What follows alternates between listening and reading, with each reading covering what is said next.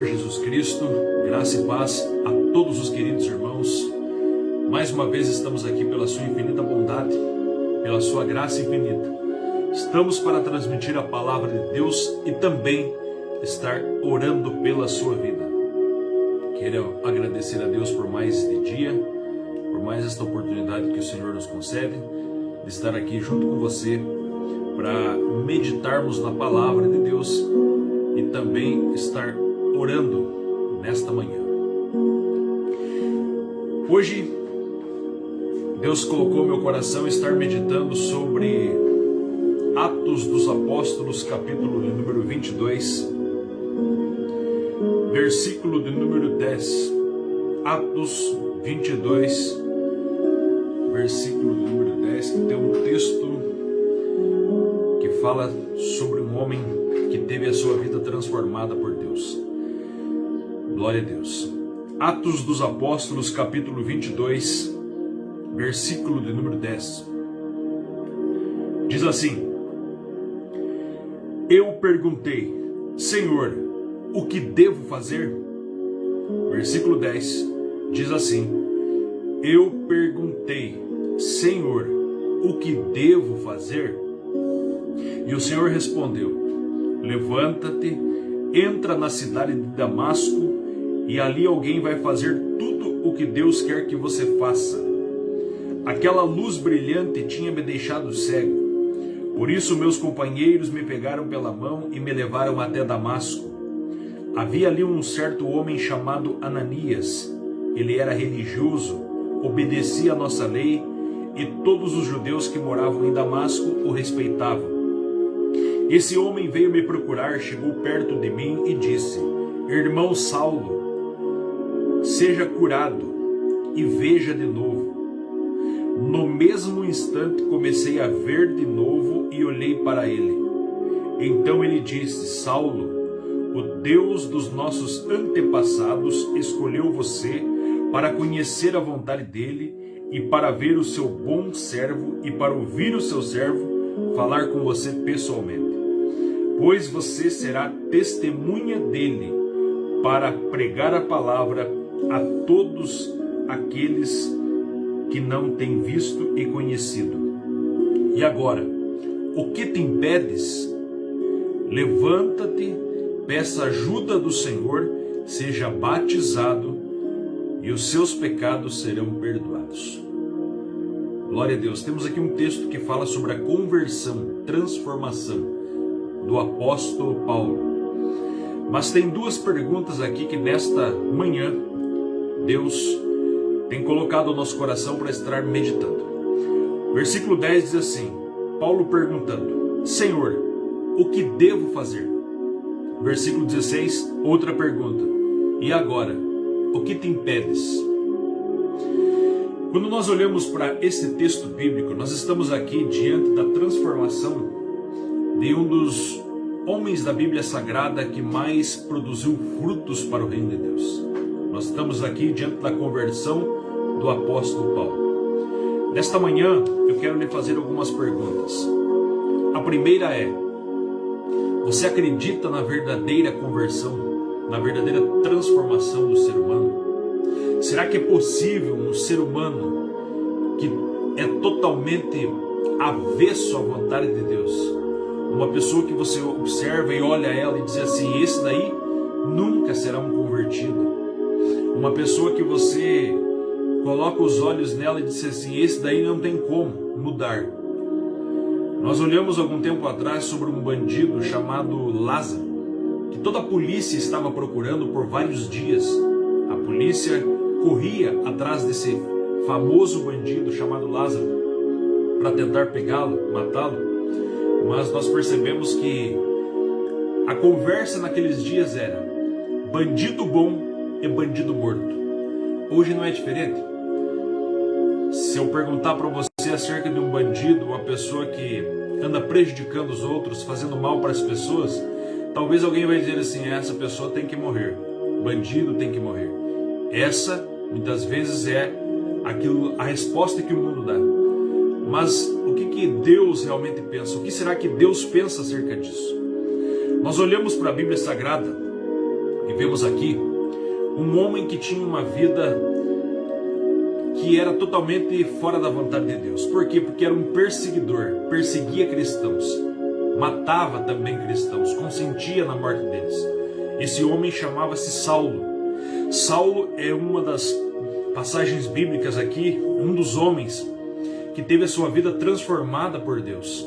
Nós notamos que a conversão do apóstolo Paulo depois do Pentecostes foi um dos fatos mais importantes da Bíblia Sagrada. Paulo foi um homem que teve a sua vida totalmente transformada por Deus. E por isso, nesta manhã, eu quero ministrar aqui sobre: é possível verdadeiramente uma pessoa mudar? Porque quando você olha para alguém que está perdido nas drogas, alguém que está aprofundado no pecado, uma pessoa que está totalmente fora da vontade de Deus, da presença de Deus, muitas vezes nós olhamos e dizemos assim: isso daí é só misericórdia de Deus. Sim, é só misericórdia de Deus mesmo. Mas Deus muda, Deus transforma. Deus pode sim transformar uma pessoa, por mais pecadora que ela venha a ser, por mais que essa pessoa esteja totalmente fora da vontade de Deus, por mais que ele esteja na pior religião que possa existir, contrária à palavra de Deus, é possível sim ter uma mudança e uma transformação. Agora, o que Paulo precisou fazer para evidenciar algumas evidências que demonstraram que Paulo de Tarso se tornou num verdadeiro convertido, uma pessoa transformada por Deus? Notamos aqui que a pergunta disse assim: Senhor, o que devo fazer? O que o apóstolo Paulo precisou fazer após ele ter aquele encontro com Deus no caminho de Damasco? Para que você entenda, Paulo de Tarso, logo ali, depois de cerca de 30 anos depois de Cristo, nós vamos entender que esse homem aqui se tornou um grande perseguidor da igreja. Paulo estava perseguindo todos os cristãos da época e pedia autorização ao sumo sacerdote em Jerusalém para ir até esses cristãos e prendê-los. E certo dia ele pede alguma autorização para estar prendendo os cristãos e vai até a cidade de Damasco, porque Damasco estava a maior concentração de cristãos na época. E lá, Paulo, tendo o interesse de lá chegar, a Bíblia diz que na metade do caminho ele é surpreendido por uma luz muito forte, próxima do meio-dia. E esse homem cai por terra e não consegue permanecer em pé, pelo tamanho da intensidade dessa luz. A luz era tão grande que chegou a cegar esse homem. Ele ficou cego pelo tamanho, pela glória, pelo resplendor dessa luz que ele viu. E essa luz era o Senhor Jesus. Imagine você tentar olhar para o sol próximo do meio-dia. Só que a luz que brilhou sobre Paulo era muito mais forte que o sol próximo do meio-dia. Era uma luz muito forte. Era a luz de Cristo, era a luz da presença de Deus. E a partir desse momento aqui, Paulo vai ter um momento de transformação na sua vida. Vai iniciar o processo de conversão desse homem chamado apóstolo Paulo. Mas o que Paulo precisou fazer para demonstrar que verdadeiramente era convertido? A primeira coisa que Paulo precisou fazer, e ele fez, que está na Bíblia Sagrada, é que ele estava orando. Quando Deus chama Ananias para ir até o apóstolo Paulo, a primeira resposta é: vai até a casa de Judas, na rua direita, que lá está um homem chamado Saulo, e ele está orando. Uma das primeiras evidências da conversão é a oração. Uma pessoa que verdadeiramente foi transformada por Deus, que se diz que teve um encontro com o Senhor, a primeira evidência é oração, uma vida de oração. Atos capítulo 9, versículo 11, vai nos relatar aqui que Paulo está orando. Paulo tem uma vida totalmente de oração. Então todo aquele que aceita Cristo, todo aquele que teve um encontro com Deus, todo aquele que aceitou Jesus verdadeiramente, precisa ter uma vida de oração. Como está a sua vida de oração? Você tem orado? Você já teve um encontro verdadeiro com Cristo? E você demonstra isso através da comunhão com Ele, através de oração? Se a sua oração está num nível muito baixo, você não está orando muito, ore mais. Busque mais a presença de Deus. Porque a oração tem um grande poder de transformação. Porque quanto mais você se aproxima de Deus, mais você se parece com Ele. Quanto mais você fala com Cristo, quanto mais próximo de Jesus você está, mais parecido com Ele você fica. Isso é a transformação, a conversão. Então nós precisamos sim orar, ter vida de oração. Qual é a evidência aqui de que Paulo foi transformado? O que Paulo precisou fazer? Atos capítulo 9, versículo 9, a Bíblia vai falar para nós que Paulo estava jejuando. O que é jejum? Jejum é se abster-se de comida, de alimento, principalmente daquilo que você mais gosta, em prol de você mortificar os teus desejos da carne. Por quê? Porque a fome, ela é um instinto muito forte. A fome é algo que é um dos maiores instintos do ser humano. Assim como a raiva, assim como a sexualidade. Então, quando você está jejuando, quando você jejuma, você está mortificando a carne. E quando você mortifica a carne, você dá liberdade para que o Espírito Santo de Deus age em sua vida. Então, a segunda evidência de uma pessoa convertida é que ele pratica o jejum. Porque o jejum vai mortificar a carne e fazer com que ande mais na dependência de Deus. Sabendo que quando você está em jejum não é apenas se abster-se de alimento. Quando você está de jejum, você vigia com os teus pensamentos, você vigia com as tuas palavras, você vigia o que você vai conversar, você presta muito bem atenção naquilo que você vai ouvir, naquilo que você vai falar, aonde você vai ir, e você procura ter uma vida de oração com Deus. Então o jejum está ligado à oração. Não adianta jejumar sem orar. O jejum precisa estar ligado em oração. Uma das maiores definições de jejum é fome de Deus. Por quê? Porque você se abstém de comida, mas você está com fome de Deus, da presença de Deus. Então jejumar é ter fome de Deus. Segunda evidência da conversão, então, é o jejum. Quando você jejuma, você mortifica o eu e Cristo vive em você. Por isso Paulo vai dizer: agora não sou mais eu que vivo, mas Cristo vive em mim. Segunda evidência da conversão é uma vida de jejum prático na presença de Deus. Veja bem o que estou falando. Na presença de Deus em oração. Não adianta ficar sem comer e não orar. Terceira evidência, automaticamente é uma reação em cadeias, é uma consequência. Primeiro você ora, depois você jejua, e o texto vai falar para nós, Atos 9:17, que Paulo estava cheio do Espírito Santo. Terceira evidência da conversão é que você, automaticamente, quando você aceita Cristo, confessa seus pecados, você se torna templo do Espírito Santo. E você também pode ser cheio do Espírito Santo. Sendo cheio do Espírito Santo, você vai ter uma vida totalmente transformada. Você vai se parecer mais com Deus. Você vai se parecer mais com Cristo. Quando a Bíblia mostra para nós em Atos capítulo 7 que Estevão estava cheio do Espírito Santo pregando, Atos capítulo 7, você vai notar isso. A Bíblia diz que os homens olhavam para ele e viam o seu rosto como de um anjo. Por quê? Porque a glória de Deus brilhava sobre ele. Quando você está cheio do Espírito Santo, a glória de Deus resplandece sobre você. Então a terceira marca, evidência de uma pessoa convertida verdadeiramente é: essa pessoa é cheia do Espírito Santo. E quando essa pessoa é cheia do Espírito Santo, ela tem consigo os frutos do Espírito Santo. O fruto, qual é? Amor, alegria, paz, bondade, benignidade, fé, mansidão e domínio próprio. O domínio próprio é uma das maiores evidências de que a pessoa é cheia do Espírito Santo. Porque quem é cheio do Espírito Santo, ele tem o domínio próprio. Ele domina os desejos, ele domina os impulsos, ele domina as vontades da sua vida. Isso é estar cheio do Espírito Santo. Ele tem domínio sobre a raiva, ele tem domínio sobre a língua, ele tem domínio sobre desejos impuros. É quando a pessoa está cheia do Espírito Santo.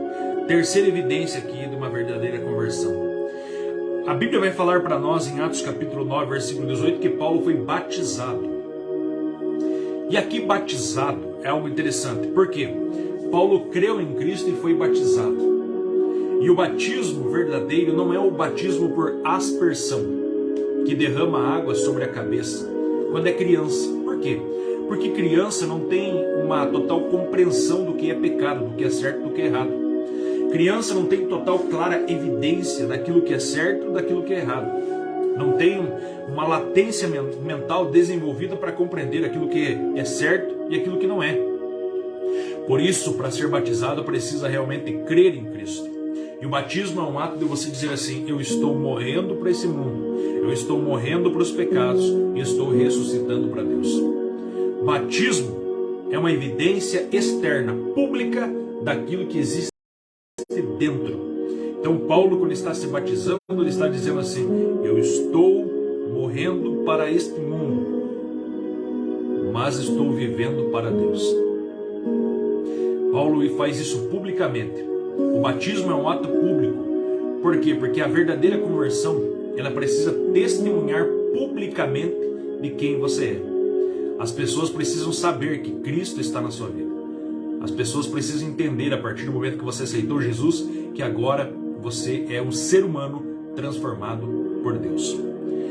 E quarta característica aqui de alguém que foi transformado, Gálatas capítulo 1, versículo 16, a Bíblia vai nos fazer entender que Paulo foi discipulado. Como assim? Paulo já entendia de toda a lei mosaica, Paulo já conhecia a Torá, Paulo conhecia o Antigo Testamento, mas Paulo precisou aprender novamente, estar com Cristo, discipulado por Ele. Como assim? Paulo vai ficar aí cerca de 3 anos no deserto da Arábia, mais 10 anos em Tarso, até fazer a sua primeira viagem missionária. Então passa-se 14 anos, mais 1 ano em Antioquia. São um total de 14 anos depois que ele sobe a Jerusalém. Significa que Paulo passa por um grande discipulado. Sabemos que hoje os discipulados são muito curtos, é muito pequeno, mas o verdadeiro discipulado dura tempo.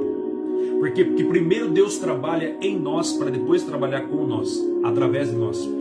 Então o verdadeiro discipulado, meus irmãos, ele vai durando muito tempo. Por isso que é importante você sempre estar na igreja, aprendendo, sendo discipulado. Você vai sendo transformado de dia em dia. A tua mente vai sendo mudada. Você vai tendo uma renovação de mente.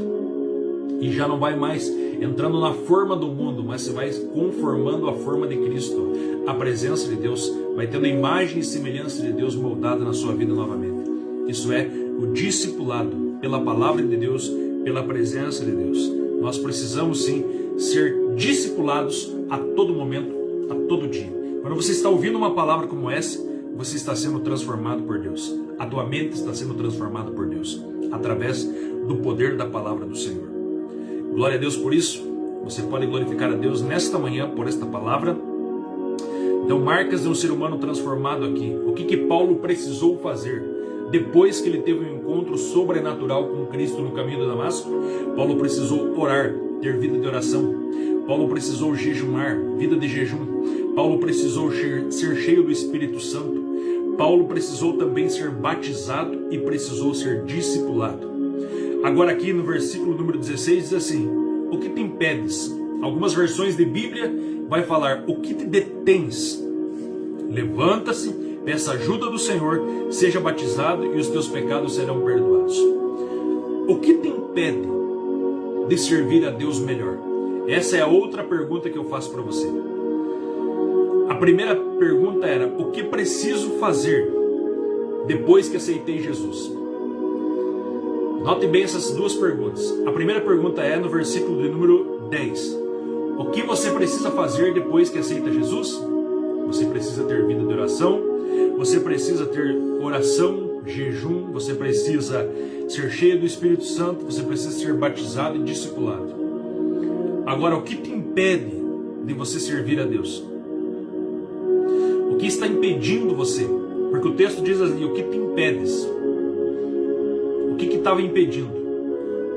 Paulo nada o impediu de servir ao Senhor. E nesta manhã, eu pergunto para você: o que te impede de se colocar mais na presença de Deus? O que te impede de ser mais cheio do Espírito Santo? De entregar a tua vida totalmente? Deus não quer nós pela metade, Deus quer nós completo. Deus quer nós por inteiro. Deus não quer apenas uma parte sua. Ele quer você completamente. Nesta manhã Deus fala contigo que Ele quer usar a sua vida, que Deus quer usar você, mas é completamente, não é pela metade. Então o que nos impede de servir a Deus por inteiro? Uma das coisas que talvez era uma sombra, era um inimigo na vida do apóstolo Paulo, era o seu passado. Por quê? Porque Paulo foi um homem perseguidor da igreja. Tanto quando ele se converte, as pessoas estavam com dúvida: será mesmo que ele se converteu? Será mesmo que esse daí mudou? Será que era uma estratégia para tentar pegar os cristãos? Alguém chegou a dizer: mas o Saulo de Tarso, perseguidor da igreja, se converteu? Será mesmo verdade? Então muitas vezes o nosso passado nos condena. O passado fica muitas vezes como um acusador, como um inimigo na nossa vida. E com isso, ficamos lembrando do passado, das coisas que fizemos, dos erros que cometemos. E o passado às vezes atrasa o processo no futuro daquilo que Deus tem para nós. Quantas pessoas estão amarradas, atreladas, presas no passado? O passado como uma corda que estivesse amarrado no meio dessa pessoa, e essa pessoa quisesse ir para frente e não pode. Por quê? Porque o passado está prendendo atrás. Quantas pessoas não conseguem se libertar das culpas do passado? E nesta manhã, Deus fala contigo. O Senhor está pronto a te perdoar. O Senhor está pronto a restaurar a tua vida. O Senhor está pronto a fazer de você uma nova pessoa. Por isso Paulo vai dizer em Filipenses capítulo 3, versículo 12: esquecendo-me das coisas que para trás fico, eu prossigo para o alvo. Então esqueça daquilo que passou, esqueça dos erros que você teve, esqueça do pecado mais grave que você já fez lá atrás, esqueça disso. Agora é uma nova vida, uma nova história. Você é uma nova pessoa. A partir de agora você pode ter um futuro novo, uma história nova. É um novo capítulo da sua vida. A partir do momento que você tem um contato com Cristo, as coisas velhas são passadas e eis que tudo se faz novo. Você é uma nova criatura em Cristo Jesus. Nenhuma condenação há para aquele que está em Cristo Jesus. Creia nisso, creia nesta palavra. Deus tem uma história nova para você. Não importando aquilo que passou para trás. Deus deseja que você deixe de lado esse passado e deixe Deus agir na sua vida a partir de agora, em nome de Jesus. O que te impede de você prosseguir mais, de você avançar mais, de você se tornar uma pessoa melhor ainda nas mãos do Senhor? Muitas vezes é o passado, mas também muitas vezes é as circunstâncias do presente, as circunstâncias adversas. Tem gente que só não serve melhor a Deus por causa das lutas, dos problemas, crise financeira, crise familiar, crise no relacionamento. E tudo isso impede essa pessoa de fazer mais para Deus. E Deus quer lhe usar. Paulo passou por muitas circunstâncias. Você quer conhecer o sofrimento que esse homem chamado apóstolo Paulo passou? É só você olhar em 2 Coríntios capítulo de número 11. 2 Coríntios capítulo 11. Paulo foi preso injustamente. Paulo foi aprisionado, açoitado com varas, açoitado com azorrague. Paulo passou por várias perseguições. Paulo sofreu, Paulo foi apedrejado. Tudo para servir a Deus. E você nota que esse homem, irmãos, não para. Tanto é que em Romanos 8,35 ele vai dizer assim: quem nos separará do amor de Cristo? A tribulação, a angústia, perseguição, a fome, a nudez, o perigo ou a espada. Tenho por certo que nem a morte, nem a vida, nem anjos, nem principados, nem potestades, nem presente, nem altura, nem profundidade, nem uma qualquer criatura pode nos separar do amor de Deus que está em Cristo Jesus. Porque Paulo tinha sua fé firmada em Deus. O presente não separava Paulo de Deus, nem o passado o separava de Deus. Tanto é que ele vai dizer assim, 2 Timóteo capítulo 4, versículo 7, os últimos dias, as últimas palavras desse homem são: combati o bom combate, acabei a carreira e guardei a fé. O que você precisa fazer depois que você converte? Você também precisa vencer o seu passado, o seu presente e também o medo. Porque o texto no versículo 16 que eu li aqui diz assim: o que te impedes? O que te detens? Você aceitou a Cristo, teve um contato com Ele agora. O que te detens de você crescer na presença de Deus, de você fazer mais para Deus? Muitas vezes é o passado, muitas vezes é o presente, é circunstâncias adversas, mas também aqui nós vemos que o medo. Medo do quê? Medo do que as pessoas vão pensar, medo do que a família vai dizer, medo do que os amigos do trabalho possam falar, medo de fazer as coisas para Deus. E nós vemos em 2 Timóteo 1,7 que Paulo vai dizer assim, que Deus não nos deu espírito de fraqueza, mas Deus nos deu espírito de fortaleza, de poder. O Senhor te dá poder, o Senhor te dá autoridade, graça para você fazer o melhor para Ele, para você fazer a obra dEle, para que o nome dEle seja glorificado através da sua vida. Amém? Agora eu finalizo essa palavra nesta manhã com algumas verdades sobre a conversão, sobre a verdadeira transformação do ser humano. Apenas 4 verdades, já estou encerrando aqui. Primeira verdade, o próprio apóstolo Paulo escreveu isso, que salvação é individual. Ninguém vai ser salvo pela oração de outra pessoa. A salvação é algo pessoal, é você e Deus. Você não vai ser salvo só pela minha oração. Nada adianta eu ficar orando só por você. Você precisa tomar uma decisão, porque salvação é individual. Romanos capítulo 14, versículo 20. Cada um dará conta de si mesmo para Deus. Romanos 14 e 20. Cada um dará conta de si mesmo para Deus. Então salvação é individual. Tanto é que Paulo morre sozinho na prisão. E a vida dele com Deus é pessoal. Por mais que ele ore para outros, por mais que ele ensine outros, instrua outros, aconselhe outros, mas a salvação dele é algo pessoal dele, individual.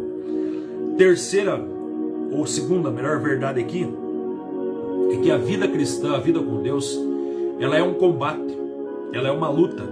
Paulo vai falar sobre isso, combati o bom combate. Significa que a vida com Deus não é fácil. Quando você aceita Jesus, você tem problemas, sim. Você passa por lutas porque o diabo se levanta contra você. O inimigo não queria que você aceitasse Cristo. O inimigo queria que você ficasse neutro. Porque quando você não aceita Cristo, você não está incomodando o diabo. Você não está incomodando as trevas. É como que o inimigo dissesse assim, fica aí tranquilo. Mas infelizmente está sendo enganado. Agora, quando você aceita Jesus, você está entrando numa luta contra a tua carne, contra a tua natureza pecaminosa, contra o diabo e contra o sistema, contra o mundo. Terceiro aqui, algumas verdades da conversão. A conversão não é pelas tuas obras. Não é apenas por aquilo que você faz para Deus, mas é por aquilo que Deus fez por você. Aquilo que Cristo fez por você na cruz do Calvário. Salvação não é por obras, mas por fé. Só que veja bem o que eu estou falando. Ninguém é salvo pelas obras, mas todo aquele que é salvo pratica boas obras. Vou repetir. Ninguém é salvo pelas obras, mas todo salvo pratica boas obras. E por último, para fecharmos, Jesus é a nossa maior esperança. O verdadeiro convertido só tem a sua esperança, só tem a sua firmeza e sua fé em Cristo. Porque Ele é a nossa esperança. E a Bíblia diz lá em Tito 2:13, aguardando a bem-aventurada esperança, o aparecimento do nosso grande Deus, nosso Senhor e Salvador, Jesus Cristo. Glória a Deus por isso. A nossa esperança está em Jesus. Então é possível um ser humano ser transformado por Deus. É possível sim uma pessoa mudar. E nesta manhã Deus fala contigo. O que te impedes?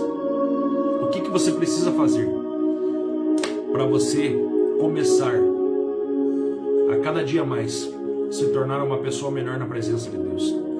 Deus faz a sua parte, Deus faz a parte dele. Você precisa também fazer a sua. Você precisa agir. Você não pode ficar estático, parado no lugar, apenas como que se Deus fizesse tudo por você. Deus faz o impossível. O possível é você. Amém? Ontem ainda eu falava com um rapaz que quando Deus acendeu aquele fogo lá no altar em Levíticos, lá no tabernáculo, quem acende o fogo no altar é Deus, mas quem mantém o fogo aceso é o sacerdote, é o homem. Assim na minha e na tua vida, quem enche você do Espírito Santo A primeira vez é Deus. Mas quem mantém essa comunhão do fogo aceso é você. Por isso Paulo vai dizer: enchei-vos do Espírito Santo. Amém? Vamos orar, irmãos. Quero orar pela sua vida nesta manhã, pela sua casa, pela sua família, pedindo a Deus que Deus conceda mais um dia abençoado na sua presença. E louvamos a Deus por tudo aquilo que Ele tem feito, tudo aquilo que Ele tem realizado. Quem precisa de oração, está conosco aqui nesta manhã a irmã Solange, a irmã Jane Desplanches, a irmã Neuda, minha mãe, Deus abençoe. A irmã Helena, está conosco aqui também o Jair, a Sueli, a Cláudia, o Alcione. Está conosco aqui o Miguel, pedindo oração pela sua família. Graças a Deus, Miguel, vamos orar sim. Pela filha dele, Daniele, vamos orar. Lá de Goiânia, um abraço a todos os irmãos de Goiânia. Eu sei que o Daniel vai compartilhar essa live lá em Goiânia. Um abraço a todos vocês, aos irmãos que estão conosco aí, a irmã Mari, o irmão Alcione, a irmã Carla, pastor Reinaldo. Deus abençoe vocês poderosamente. Amém? Meus irmãos, vamos estar orando nesse momento. Eu quero orar aí pela sua casa, pela sua família. Eu creio que Deus vai nos conceder um ótimo dia. O irmão Norton também está conosco. Deus abençoe a todos os queridos irmãos. Audrey Rodrigues do Prado, Deus abençoe poderosamente. Amém? Irmãos, antes de eu estar orando, mais uma vez eu peço, compartilhe essa palavra com outras pessoas. O tema dessa pregação de hoje é possível um ser humano ser transformado por Deus? E você nota aí dentro do texto que nós abordamos, da pregação que fizemos, daquilo que Deus ministrou ao nosso coração, que é possível sim. Amém? Graças a Deus. Irmã Marlene Holanda, Deus abençoe, irmã Marlene, lá de Fortaleza, Ceará. Oh, glória. A irmã Marlene sempre está conosco aí. Faz mais de 2, 3 anos, né, que a irmã Marlene acompanha nós lá do Ceará. Deus abençoe. E eu peço aí que a irmã esteja compartilhando com mais pessoas aí em Fortaleza, no Ceará, aí no Nordeste. Que Deus abençoe o pessoal aí. Amém? William Sérgio de Oliveira, glória a Deus pela sua vida, William. Meu xará, Deus abençoe. Sueli Machado também nos acompanha há muito tempo já. Está junto conosco nas lives. Que Deus abençoe a irmã Sueli poderosamente a vida de vocês. Então aí tem pessoas, irmãos, de vários lugares. Também tem a irmã Cristina, que está sempre conosco lá de Joinville, Santa Catarina. Tem irmãos de Goiás, tem irmãos do Ceará. Tem irmãos que assistem a live também no YouTube, porque depois que a live acaba aqui, eu coloco lá no YouTube. Então tem irmãos que veem o vídeo, né, gravado, a live gravada, lá nos Estados Unidos, também no Canadá. Então, louvado seja Deus, irmãos, pela palavra do Senhor. Glória a Deus. Louvado seja Deus pela sua palavra e também pelas redes sociais aí que nós podemos usar para o bem e pregar o evangelho em muitos lugares. Aonde eu não chego fisicamente, a palavra de Deus pode chegar através do compartilhamento e Deus usando a sua vida também. Vamos orar? Glória a Deus. Querido Deus e Pai, Senhor, no nome de Jesus Cristo, nesta manhã, eu quero agradecer a Ti, Pai, por tudo que o Senhor tem feito, tudo que tens realizado. Obrigado, Deus, pela noite de sono que tivemos. Obrigado, Senhor, pela Tua graça. Obrigado, Deus, pelos favores que nós não merecemos. Obrigado, Pai, porque até aqui o Senhor tem nos ajudado. Senhor, nós Te louvamos e glorificamos a Ti, Senhor Deus, pelo dia de hoje, pelo ar que estamos respirando, pelo fôlego de vida, pelo alimento que temos sobre a mesa. Obrigado, meu Deus, pela nossa família. Em tudo nós Te damos graças, Senhor, pela chuva, pelo sol, enfim, por tudo aquilo que o Senhor é, por tudo aquilo que o Senhor tem feito. Te glorificamos, ó Senhor, e pedimos a Tua bênção em especial sobre cada ouvinte que está agora conosco, cada uma das pessoas que está assistindo, ouvindo essa live, Senhor, que sejam tocadas pela Tua presença.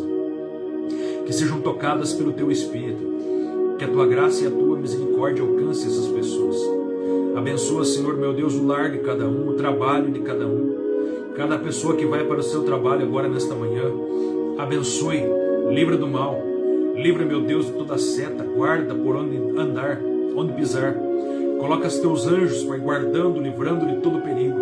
Abençoa com a sua forte e poderosa mão. Livra, Pai, de toda seta, de toda obra contrária. Deus, que seja um dia abençoado poderosamente.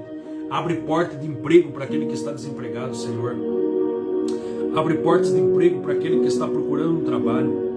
Dá saúde para aquele que não tem saúde para trabalhar. Fortalece aquele que está fraco nesta manhã. Enche do Teu Espírito, da Tua presença, aquele que se encontra fraco, Senhor Deus, diante de Ti. Ajuda o Teu povo, ajuda os Teus filhos. Abençoe essa pessoa que está ouvindo essa palavra. Toca, Espírito Santo, no coração dela. Muda, Senhor, a família. Transforma a vida daquele ente querido que essa pessoa está orando. Aquela pessoa que agora está nas nossas orações. Abençoa essa pessoa, Senhor. Fortalece ela, ajuda, em nome de Jesus. Pai, que o Teu anjo esteja ao nosso lado mais uma vez, porque o anjo do Senhor acampa ao redor daquele que teme e livra, Senhor. Então guarda a nossa vida, que os Teus anjos estejam ao nosso lado neste dia, que o dia de trabalho seja uma bênção para a glória do Teu nome. Nos protege, guarda nossos filhos, as crianças que vão para a escola, livra de todo mal, de toda seta, de toda obra maligna, Senhor, toda obra do mal, de todo perigo, de todo homem maligno, Senhor, em nome de Jesus. Amém? Graças a Deus, irmãos. Eu não sei se tem alguém aí na live conosco que você nunca passou por aqui, você nunca assistiu essa live, é a primeira vez.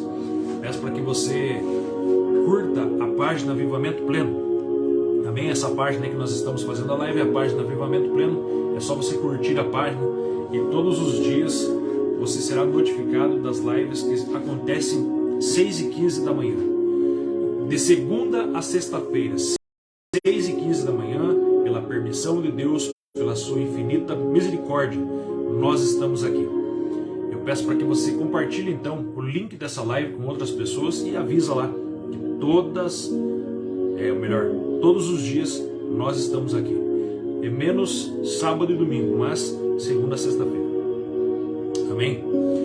Um ótimo dia, irmãos. Fique na paz do Senhor, que a graça de nosso Senhor e Salvador Jesus Cristo, o amor de Deus Pai, a comunhão e a consolação do Espírito Santo esteja com todos vocês. E todos dizem amém. Se Deus é por nós, quem será contra nós? Deus abençoe a todos os irmãos.